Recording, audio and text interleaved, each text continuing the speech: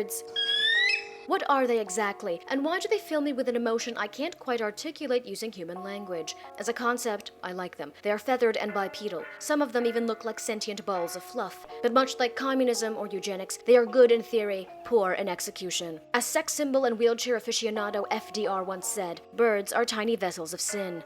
He would know. He was the hottest president. Have you ever looked into a bird's eyes? They are black and soulless, like the top half of this shoe, or Chris Brown. Anytime I attempt to make a connection with one, I fail. For example, I was sitting in the park the other day, supporting the gays as you do, and I noticed a bird. A pigeon, to be exact. We made eye contact. I wanted to express to it that I was its friend, but also establish dominance, so I smiled with one eye and glared with the other, ultimately making me look like I had a stroke. It didn't work. The pigeon just kept on pigeoning. Every time I look at a bird, I don't know how to react. Do I run? No. That shows them they have power over me. Do I engage them and establish some sort of alliance? No. That will only make them grow stronger, giving them exactly what they want. So I'm left in this weird gray area. It's a feeling not of love or hate, but rather an equally intense emotion that I can't quite explain. Now, there is an exception for every rule. This is where crows come in. They're monochromatic, which I can respect. Black, as we all know, is the color of the plague and bad credit. This all-black look makes crows look chic, like they're making a statement, the animal equivalent of a French beret.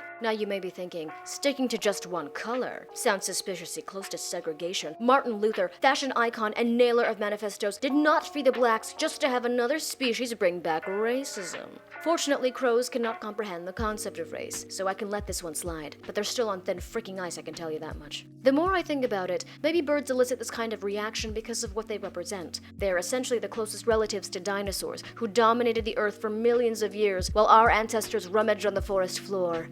Look at us. We couldn't even properly lactate. But the universe had other plans. Then we evolved to walk and got these sweet things called opposable thumbs. So now millions of years later, humans can do amazing things like make burritos and commit war atrocities. Now that mankind has arisen as the master of this realm, the power dynamic has shifted. Just look at chickens. What do we do to them? Slaughter them in droves, mash up their flesh, slap some breadcrumbs and cut them into the shape of dinosaurs, their very own kin. Then to mock them even further, we feed these nuggets to our spawn.